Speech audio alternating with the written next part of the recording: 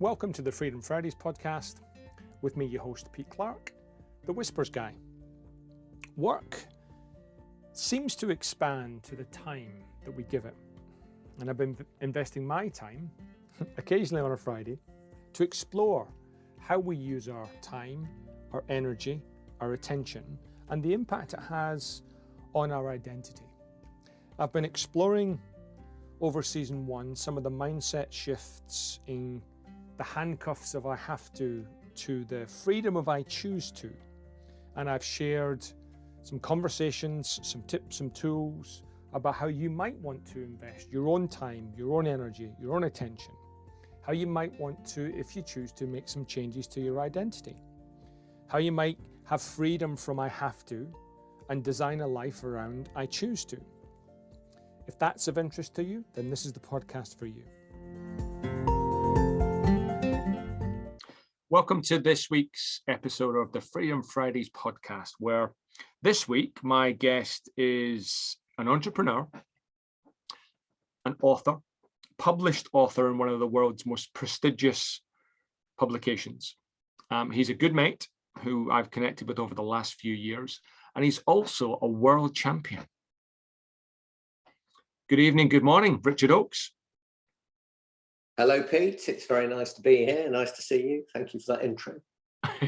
You're welcome, sir. I can't wait to dive into some of the things that we've been chatting about over the years and just prior to starting the recording. But let's open up with the same question that I ask everyone.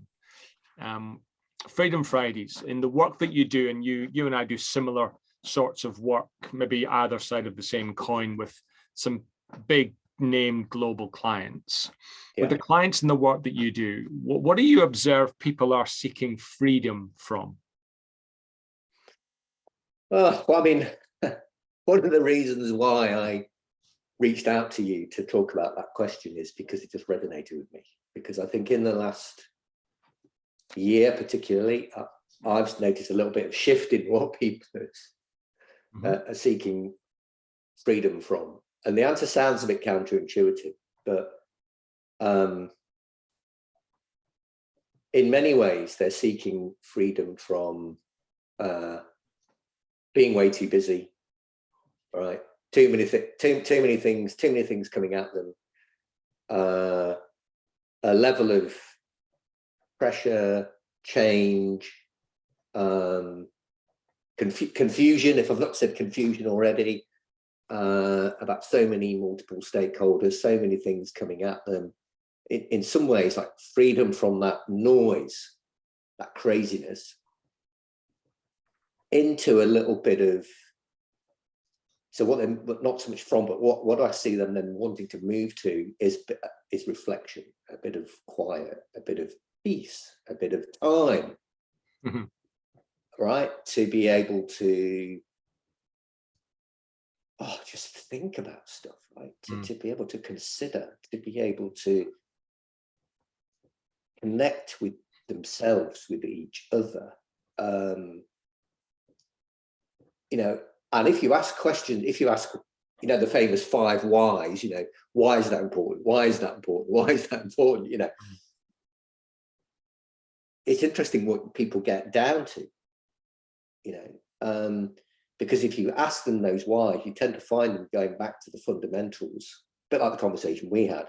Why? Because, God, my family, and I need to spend more time with them, or my health, I need to address my health, or, and the reason I said about the last year, because it's less about, well, I need to be free to think about this so I can make more money, so I can be more successful, so I can grow, so I can do this, so I can do that, It's tended to be, for me, and anyway, the work I've done, to go more inwards and go.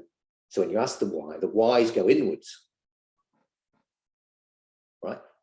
Before the craziness of the last few years, let's just call it that. There's a lot of outward, like it was. You asked the why, and it went out. Oh, I want to be the competition. I want to grow the business. I want to do this. I want to do that. It's interesting with my clients, and the sorts of clients I act for, they are mega successful. Yeah. Right. By any measure, I don't do any remediation work. All the clients we've worked for over the years are super successful. some of the best law firms, some of the best accounting firms, some of the best financial institutions, some of the best brands, they're doing amazing things. But in almost every case, actually, now think about this question, the whys have gone inwards.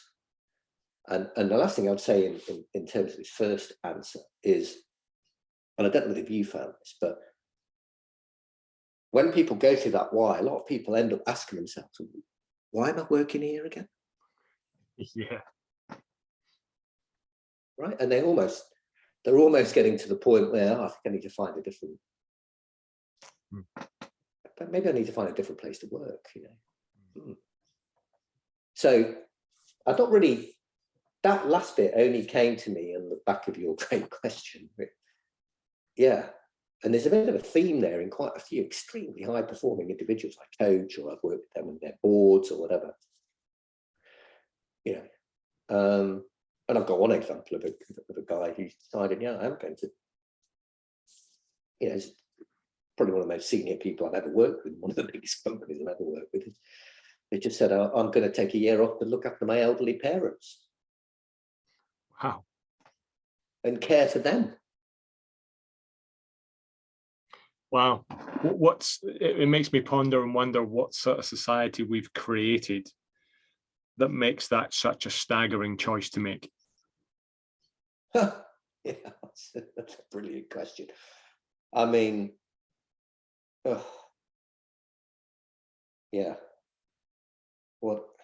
So that, again, as I knew you would, the answer to the question has given me all sorts of tentacles to explore. Yeah. I might start with this. Someone described this to me, and I think this is reflective of what you've said, that during the kind of COVID, I was going to call them the COVID years, but I guess it will always be the COVID years, right? So when we're facing all these lockdowns, there was a view that whilst our personal circumstances were different, those that were homeschooling, those that weren't, those that had a space to work, those that were sharing a house, was very different. Most of our work experience was the same. We're all on a screen trying to do stuff and get stuff done remotely. Now, post this COVID hangover that we're in, our personal circumstances are still different. And it feels now that our work experience is very different. And I don't mean just whether you're on a screen or whether you're working from the office. Certainly some of the organizations I'm working with at the highest level, it's almost like, right, let's grow fast so we can make up for the last 2 years in some way, shape, or form. And that work experience is really causing people to question, I can't keep doing this. I can't keep going at this pace. Yeah. And I wonder if it's almost as profound as the why questions being asked internally. And at the biggest level, why am I here? And I don't mean why am I in this office, but why am I here? And work's a big part of my life, so why am I at this place? Yeah. Well, I can only talk about my personal experience in coaching or working with leadership teams or working with people who are, they only bring me and you in when they want to change something. Yeah, that's the irony. Right? Yeah. It's like, it's not, oh, come in because we want to keep things as they were. Just help us keep things as they were. Like, no one says that, do they? They don't. And then you see this tug of war, which is, I don't know if you've ever heard this phrase. He's like, I've got this tug and this pull to do something different and to change and to make a shift of some description. This idea of I'm here and I want to get from here to there. And that sort of happens at an organizational level, as you know. So, and I think coming back out of the craziness of the last few years, I'm not even sure we're out of anything, actually. I agree. I think we're just getting we're more now and in more, something else. yeah, we're just getting more and more into something. Yeah. And it's posing lots of questions to people at that structural organizational level. And certainly because of the nature of the work I do, right? And for me, freedom in my work environment is to choose to work with clients who you like, who you think take this seriously, who you think really want to change, shift, go from here to there, generally around a more purposeful organization, around bringing more meaning into work, being more human in the way that they deal with each other and their clients and their customer and all that sort of stuff.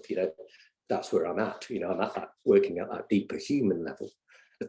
And that when an organization's leader or leadership group pops up into organizational meaning and organizational purpose, and what does that mean?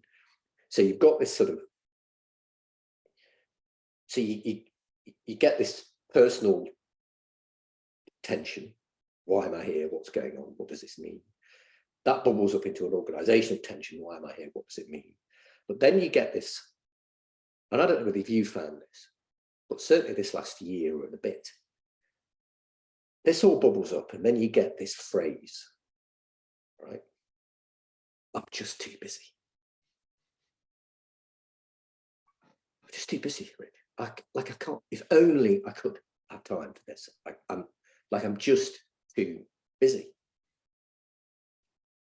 And whether it's because of the supply chain build-up and the craziness or whatever it is, I don't know what it is. I actually honestly don't know what it is, right? But certainly with my clients, it's gone mad. It's craziness, busyness. Yeah. Busyness, busy. Like, so I wonder whether there's something, feels to me like something's got to break before the realization happens. And I don't know where that breaking point is. I mean,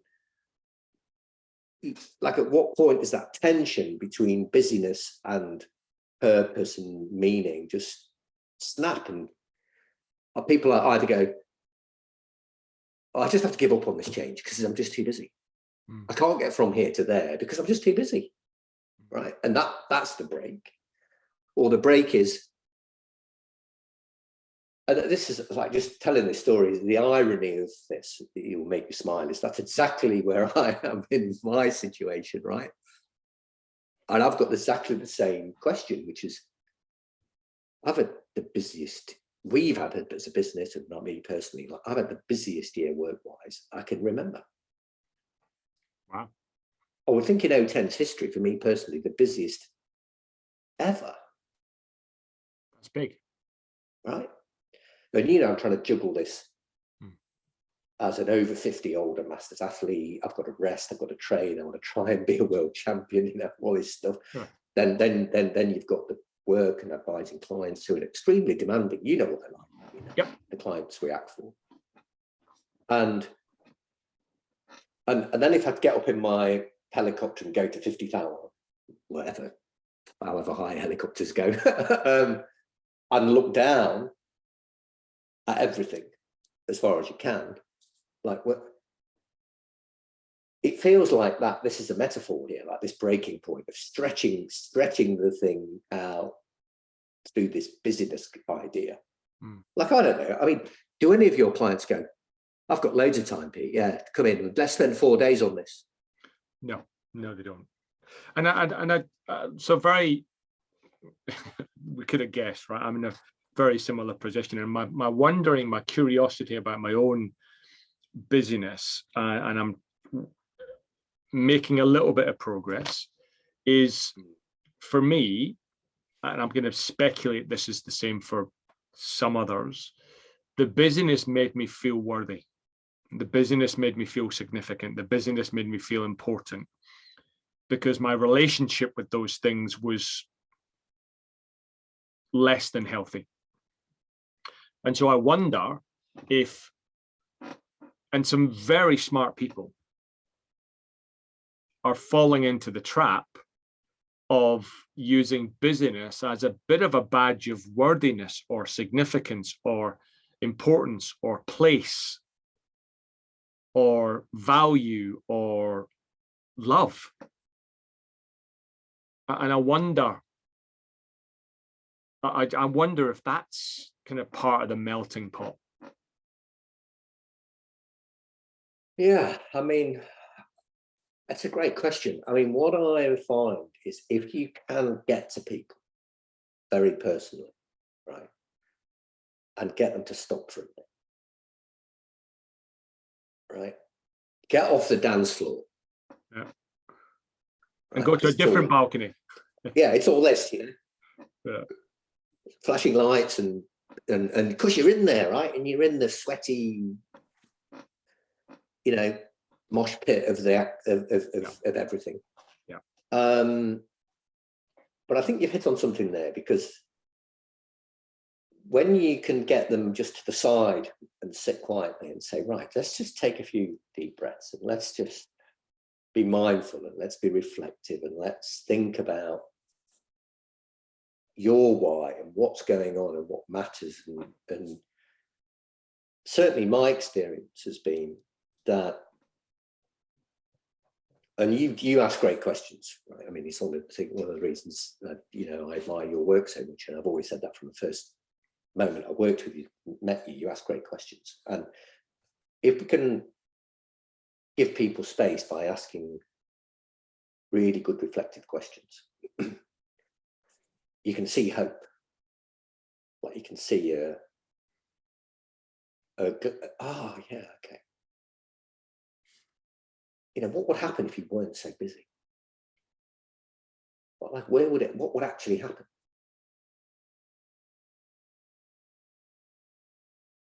But people are like,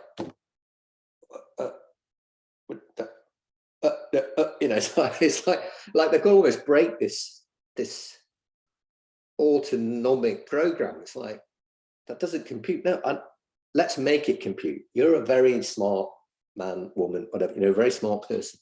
Yeah.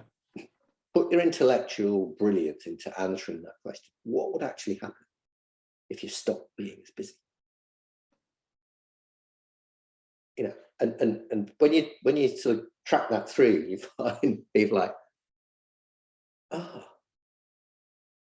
yeah, okay, well, I could, yeah. And quite quickly, you know, you realize that, and it's back to what you said, you realize the busyness by and large is self-inflicted. Like, it's not always self-inflicted, right? Yeah, sure.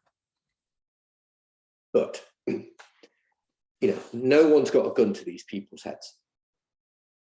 Like, no one's holding them down, you know, and saying, right, you know, if you don't do 20 hours a day, you know, you're going to get.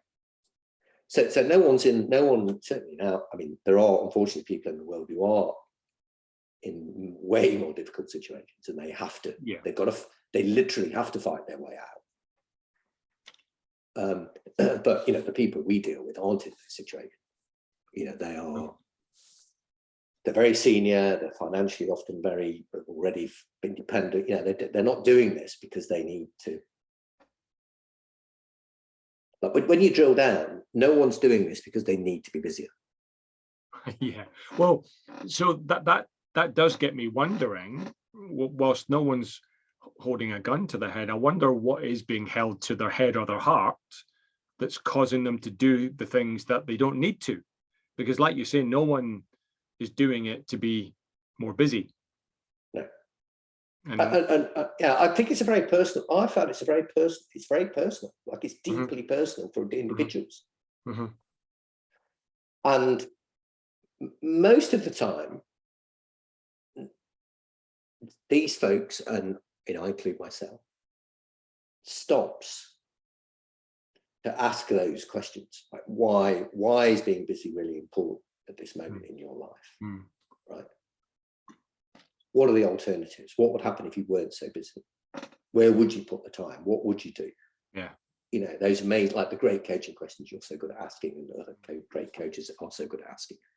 And I mean, I'll get onto a slightly bigger question for humanity, really. and for people who do our type of work. And we've talked about this energy worker concept. There was the generation of the knowledge worker, and so there was the manual worker and the knowledge worker. And I think if you're an energy worker at the moment, and I would consider us to be energy workers, like we work with human energy.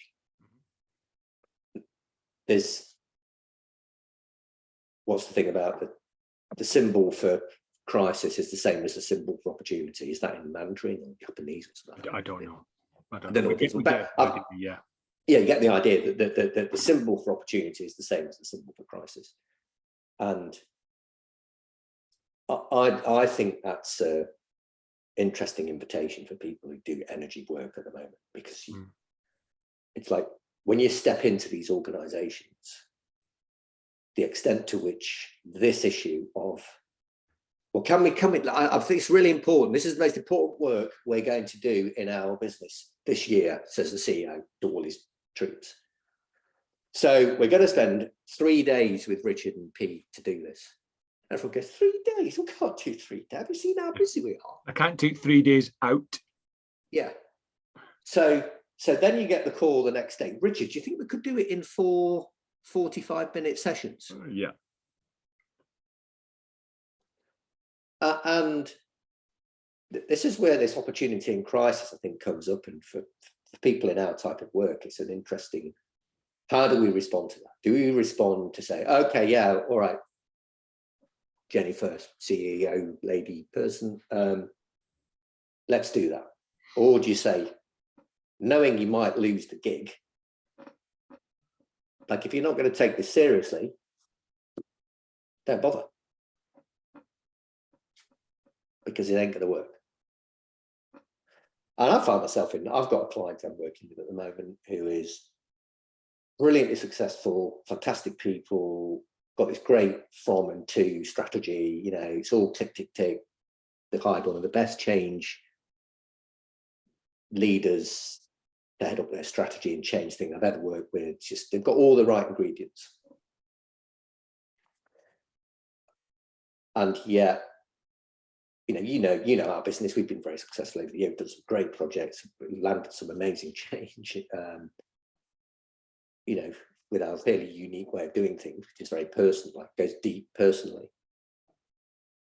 And you've got this sort of disconnect between the CEO, who's, mind you, but the CEO, it's interesting, the CEO is modeling the struggle for the whole business, you know what I mean? They're oh, I know I need to spend more time on it, but I can't give this to someone else, or I can't say no to that, or I can't, so right from the head of the thing downwards,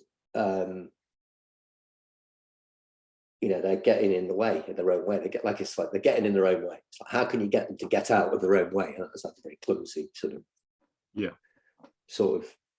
way. And I'm reminded of that brilliant film with Matt Damon and Will Smith, where he's the golf caddy. I don't think you've seen that film. Will Smith is the golf caddy. Yep. The Legend of Bagger Vance. That's it, yeah. Where he says to him, you've got to be able to see the field. Yeah. Yeah. It's like, I can see the field. It's 400 yards long and there's a flag on a stick at the end. He said, no. There's the story. There's a shot waiting to come through as every one of us. The perfect shot is waiting to come through. You've just got to get out of your own way. Yeah. You've got to get out of your own way. And I think in the last couple of years, people are more in their own way, maybe, than they've ever been. That's an interesting reflection.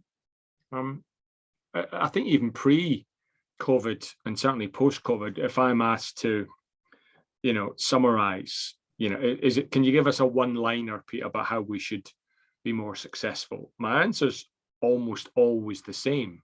And it's that cliched, line of, I've found the enemy and the enemy is us. Yeah, and same thing, right?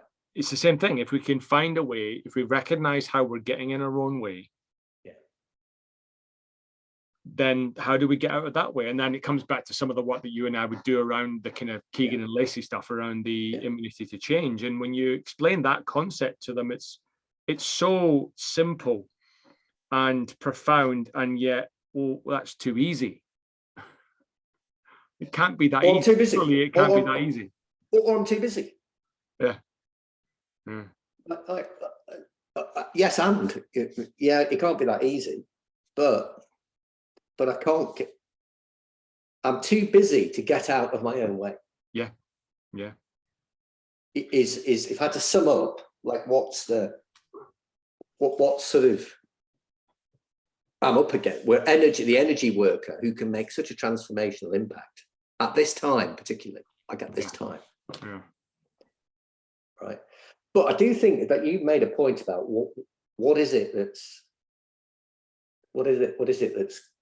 captured people or dragged people into this. I'm too busy. I'm crazy. I'm busy. Like, you know, I do wonder if there is a bit of panic or, oh my God, look what we've just been through, and we could have lost this, and we could have. Therefore, I've got to double down on being busy. I've got to double down on everything because I can't risk losing. You know, I wasn't sure I was going to come back, and I can't. Now I'm back. I've got to double down on being super busy so I can justify. Yeah. You know, and what this is. I can't lose this. You know, it was at risk in the COVID craziness. You know? I've got a pet theory about that, and I'll maybe explore it with the kind of parallel universe that you exist in terms of being a world champion. Let me kind of position this first. There's many of us who've been, you know, enthralled or a bit intrigued by the work of Simon Sinek, who asked us to find our why, which I agree with, and there's many useful things about that. However, the distinction I would make is if we find our why for our current self, we might struggle a little bit or kind of like feel like we're paddling up the stream. And my counsel to people is, you know, start with who. Who do you want to be in the future? What's the future demanding of who you would like to show up as, and who do you want to be? All those great questions around identity. And then find the why for that new identity. Yeah. Okay. So in parallel, maybe just a quick 30 seconds on what sort of world champion are you? And then second question, to get to that position. Yeah. If your trainer coach said to you, oh, Richard, we think, could you become world champion? And rather than doing it in 3 days, could you do it in 4 times 45 minutes? Yeah. It wouldn't work. So I'd be really interested for you to share. Did you start with who? Did you find your why? And then how did you make the time or find the time to do that on top of everything else? Because it'd be very easy for someone like you to go, I'm too busy. So could you start by explaining what sort of world champion you are, and how did that come to be? I'll show you the jersey. This might give it away if anybody knows anything about cycling. Yeah. So there we are. Yeah. So for people that are watching, they'll see that as a world champion. Yeah, it's a rainbow jersey, which is a cycling. Which is a cycling thing. So I'm a world champion on the velodrome track cycling for the individual pursuit and the 4-man team pursuit. In the masters category, obviously, because I'm not 25, and that people will be amazed to hear. For those who can't see me, I don't have much hair, and what's left is grey. So yeah, cycling is my thing. But also this year, I gave the World Road Time Trial Championships a crack, which was at Trento in Italy this year. So I've normally been on the track. This year we gave talk about what I mean by we gave the road time trial a crack, and I won the road time trial, which is a big thing. Yeah, you know, there were 7,000 athletes at that championships and across the age groups and stuff. Yeah, so that's my sort of backstory on the cycling. Yeah. Yeah, it's quite a complex answer to this question, Pete, if you'll bear with me. So cycling for me when I was very young, 8, 9, 10 years old, was absolutely fundamental in me getting some freedom. Right? Isn't that ironic? Given there you go. Right. You know, given the nature. Stop all the clocks. We're done. Yeah, we're done. Right. Because I didn't come from a well-off family, and we didn't have a big holiday. So there was not much going on. Let's put it that way. So my way out of things, both financially, interestingly, and physically, was to ride my bike. So, as a 14, 15-year-old national standard cyclist, I could go to a bike race and win £10 at the weekend, right? When my contemporaries at the pretty rough and ready school I went to would get 25 pence pocket money, right? But plus, I'd go places. I would go out and imagine I was riding the Tour de France, or imagine it was total escape, total freedom, mental, physical, financial. The cycling has a massive part to play in the character who I am. Massive. It still does. It's a big part of your identity. Yeah. The Who, like the Who. The Who. And that's why and there's another little dimension to this, which is cycling always been part of my life, but not at sort of elite racing level. From about 20, I stopped and got a career and a family and all that sort of stuff. And that was just a choice I made. But 5 years ago, I was still into cycling, and I was running a business, and it was fortunate, it was very successful. So I got a bit more time on my hands. My wife got cancer. Wow. And I had to stop work to look after her. And anyone who has been a partner to someone who's got serious cancer, I mean, all cancers aren't great, but I'm talking serious chemo, the 8-9 months, edge of death type, really grim stuff. Wow. The person looking after the person, like it's a bit like the oxygen mask in the aeroplane, put your own oxygen mask on first before attending to someone else. Well, most people don't do that. When you're caring for someone else, it's all about them and never about you. But cycling, I went back to cycling because it offered me, again, back to that freedom. I could get away, I could reflect, I could energize myself, I could be I put my own oxygen mask on to be in a better place to look after my wife, my son, etc. So cycling it's a massive part of the identity. But as I through the cancer community, for the world's a funny, ironic place, isn't it? Through the cancer community, I hooked up with a professional cycling team and a particular individual who ran a professional cycling team that was sponsored by a cancer charity. Right. So because my company had been successful, I threw some money in to sponsor them. And he asked me a really profound question. He said,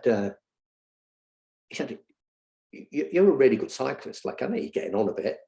At the time, I was probably 47, 48. He said, wouldn't it be interesting just to see how fast we could get a 50-year-old cyclist to go? Right. But I'm a process geek. Like, I'm a process geek. Right. Like, I'm a process engineer. Really, it's not so much about the end goal, although the end goal is how fast can we get a 50-year-old to be. What if we put everything that we were doing in our professional team? By the way, this guy, look him up, Dan Bigham, Bigham, like this guy, the world hour record. He's now the performance advisor to Team Ineos, the Ineos Grenadiers, the probably the most sophisticated professional team in the world. This guy is brilliant, right? But then he was just running this little team, and then he went on a journey, and I was right next, like I was in it with him. So I was in this journey with him, and basically it was like, well, anything he does, can I have one, please? Was basically that. So if you get a faster speed suit, I'll have one. If you get a faster helmet, I'll have one. If you get faster wheels, I'll have some. If you get a coach that trains you in a different way, I'll have that. And therefore we went on this journey, this incredible journey. But always was this, like, the why of freedom was so like not until I've told this story, when I go back to what cycling was, did it represent such a massive, and then therefore it doesn't become a choice. You don't make a choice. Do you ride your bike or not? It's almost like you don't choose to sleep or not. Like it's just an integral part of my system. Mm-hmm. Like it's just, there's no choice. There's no choice involved. It just is. And when you commit to something like that, it's not like a diet or a fad, or it just is. Like it just is. It's who you are. Like you said, it's who you are. And therefore what you do with it, the goal, is a separate thing. So I think you're right, actually. It's a separate thing. And I'm just reading this amazing little book by George Leonard called Mastery. Right. You've probably got it on your shelf somewhere, right? The name has triggered. I think I might have, actually. Yeah. And he's got this concept, which is, and I'll just explain it, because when you get on the World Championship podium and you put the jersey on and you give you the gold medal, it lasts about 30 seconds, that feeling. Wow. Right. Let me tell you, I don't know. Once you step up the podium, that's it. Once the national anthem, God Save the King, Long Live our King, and all that, it's finished. And Leonard talks about loving the process, loving the plateau, he calls it. This mastery, where you plateau, then you pop and you make a little bit of progress. Mm-hmm. The master is not interested in the gold medal, the jersey, the 30 seconds on the podium. The master loves the plateau, loves the process, loves it being part of who you are. Right? It's not about, it's not about the jersey, or not about the medal, or not about the. So I think that, in some ways, just as ever talking to you always makes me reflect on my own practice and my own work. And maybe there's more I could do to get people to think about that. Because it then doesn't become a battle. You're not giving this up to do that. This is who you are. And out of who you are, then you set a goal of what you want to do. Right? That's my sense. And it's like a pyramid, and the bottom of the pyramid is who you are. And loving the process of who you are. So you're not making choices about what you do. And if you can factor into who you are, some of these practices, like for me, cycling has a huge benefit to health. My co-founder always used to say to me, when we had the biggest, gnarliest strategic problem with a client, for God's sake, Richard, go out on your bike.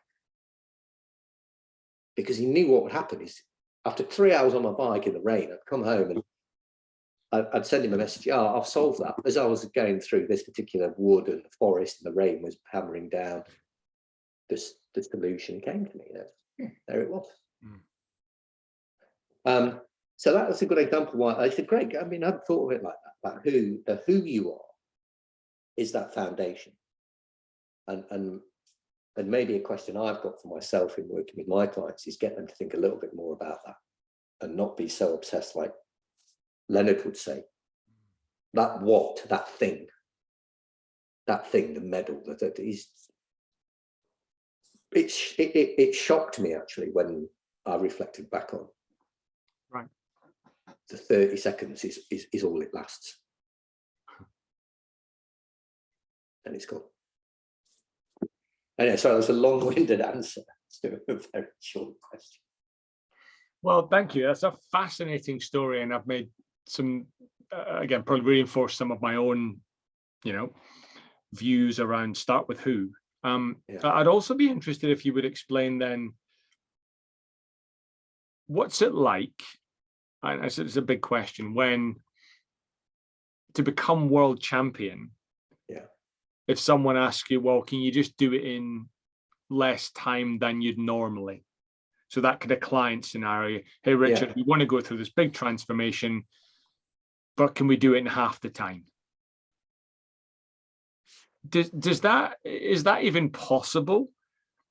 to become a world champion by cutting corners?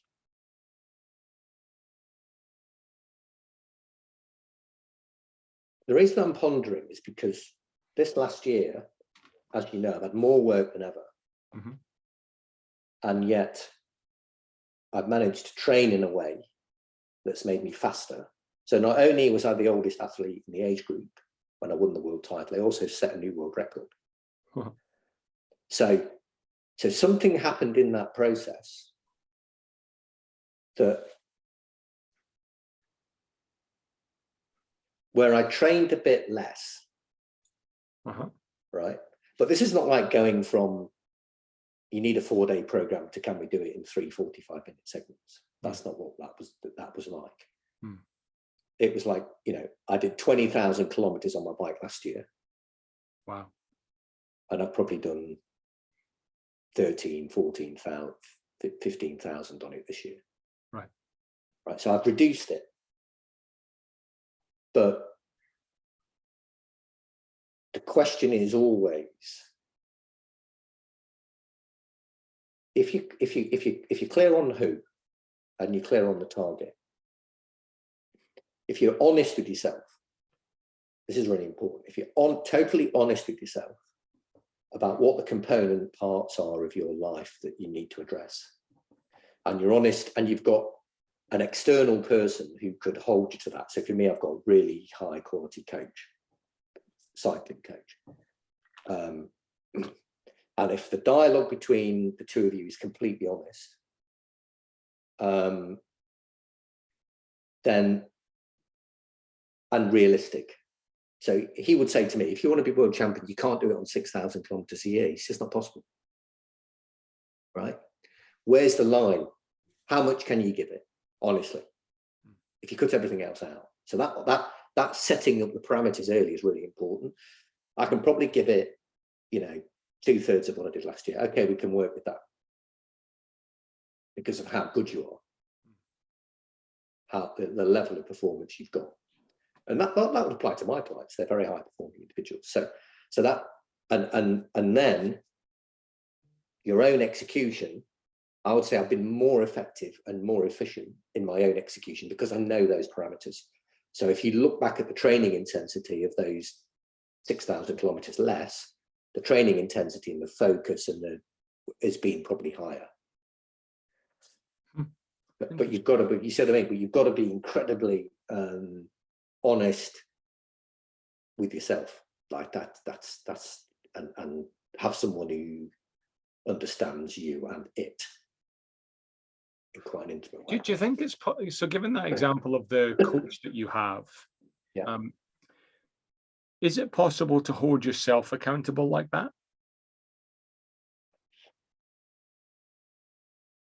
Not for me, Right? because you asked me that question. You didn't ask it. You didn't ask the generic question. You said, oh, "Is it possible for you to hold yourself accountable like that?" Yeah. For me, it's not. Okay. And also, when someone's looking in from the outside, and so they can give you feedback and confidence that more intensity and less volume is going to work, and you know, you need someone who understands that the interplay of quality versus quantity and where the line is. Mm-hmm. And I completely trusted it. That's the other thing. Like I completely trusted it. So if he said to me, "Yeah, Rich, we can do it with less time and more intensity and more focus and tweaking the physiology of what you're doing, a bit more time in the gym because you haven't got as much, that's not time consuming. An extra session a week in the gym is another 45 minutes. It's not like 3 hours on the bike." Right. So it's knowing those levers to pull. But it's yeah. But I'm seeing parallels in my work, my coaching work and my leadership team development support work out of this conversation as well, which I haven't seen before. That's why talking to you is so good. Thank you. Could you share what some of those insights are? Well, I think getting my clients to look at that who, right? That who foundation layer, and always in the context of that, of finding that who, that sort of, and taking the choice out of some of that practice. Like I said, cycling for me is not a choice, right? It's just who I am. So if you could get through coaching and intervention people to understand, this is not something you add on to your day. This is who you are. It's it's who, right? And when the who switch gets flicked, it's massively powerful, because it's not, oh, what are you doing today? Or when are you going to the gym? Or what do you, that's just, like, my wife never asks me, are you going out on your bike today? Or what time are you going out on your bike? She just knows it's who Richard is. That's who he is. And it's fascinating because I guess the little poke that I give some clients when they raise it is, I know you're busy, and if any of your family called up and said, little Johnny's broken his leg, he's in hospital, and you got the call, I don't think any of you would say, okay, that's good to know. Thanks for letting me know. I'll be there at 5:30 because I've got a few meetings to attend to first. Exactly. Right? The identity, who they are as a father, mother, blah, blah, blah, caregiver would kick in immediately. There would be no choice. No choice. There's no choice to make, should I go, shouldn't I go? You would just, for most people, I think, they would just adopt the identity and the behavior ensues. So choice is very inefficient, Pete. Choice is very inefficient. That is an insight that I hadn't thought about. Choice is inefficient. Yeah. Got to make a decision. If the amount of time people ummed and ahed about whether to go to the gym or whether to do this or whether to do that, if they added all those seconds up in a week and made it part of who they are in a particular thing, like, it's supremely efficient, because there's no, I don't have to and ah or decide whether I'm going to ride my bike. It's just who I am. It's like, I don't have to and ah or decide whether I'm going to breathe. Or sleep. Or sleep. Are you going to breathe today, Richard? Let me have a think about whether I should breathe now or maybe I should breathe a bit later. Yeah, I'll breathe when I've got time. Yeah, I'm too busy to breathe. Right. Wow, mate, if we could crack that nut. Well, I've cracked it in my cycling, because at 54 now, I'm going faster than I was when I was 20. Wow. No, I mean, crack the nut of how do we have people fully immerse themselves in a new who? Yeah, totally. Yeah. That's the energy work, right? That's the energy work. And I was watching an interview with Jeff Bezos about decision making. And he just said, I try and make I only try and take 3 decisions a day. Right. And then he said, and Warren Buffett said, I only probably take 3 decisions a year. Right. Right. And I remember seeing an interview where Bill Gates was talking to Warren Buffett and they were comparing diaries. Have you ever seen that? No. Yeah. And Warren Buffett said, I bet you his diary is full from morning to night. He's a big CEO of Microsoft, and there he is. And Warren Buffett's, his diaries, he said, oh, I've got one thing in the next 3 weeks.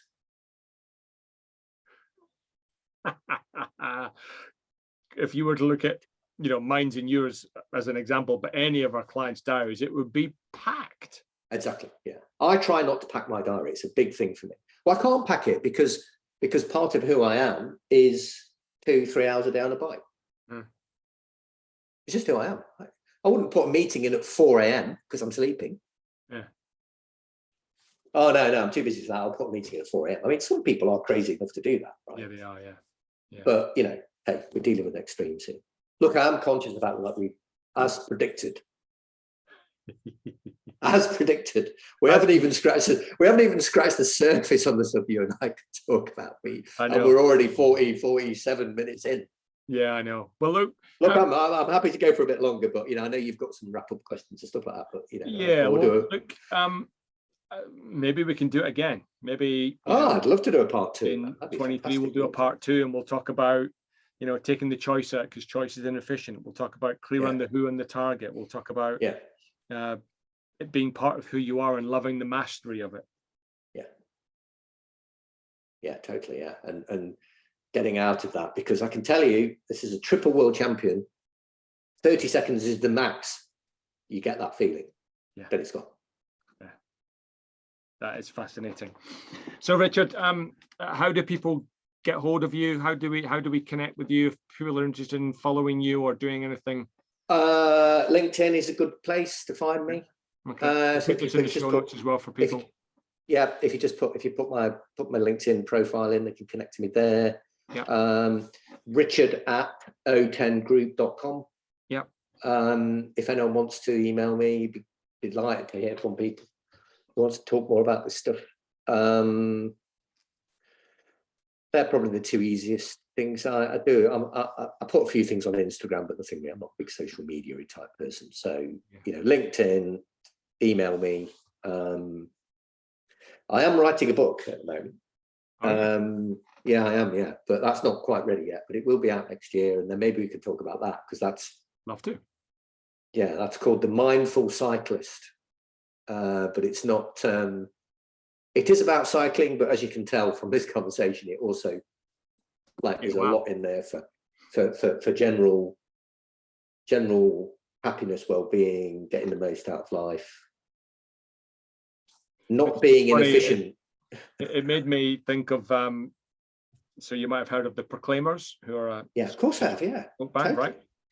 Did you know that they're my cousins? No. Yes. Are they? Yeah, through marriage. They're my stepdad's nephews. So I know Craig and Charlie relatively well. I'd walk 500 miles for that. Yeah. Well, I was going to say, because one of the songs is called "The Angry Cyclist." Oh, is it? Yeah. Ah, right. Okay. Yeah.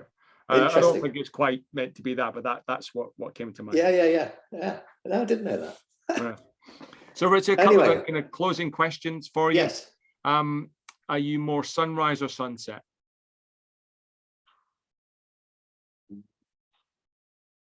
Crikey. I would say sunset. I would say sunset. Sunset, okay. And hence proving the point that choice is inefficient. Giving you exactly. yeah, exactly. Yeah. Do you prefer to ride in the rain or the wind? Wind. Okay. Tour de France or Giro Italia? Tour de France every time. Okay. Favorite cyclist?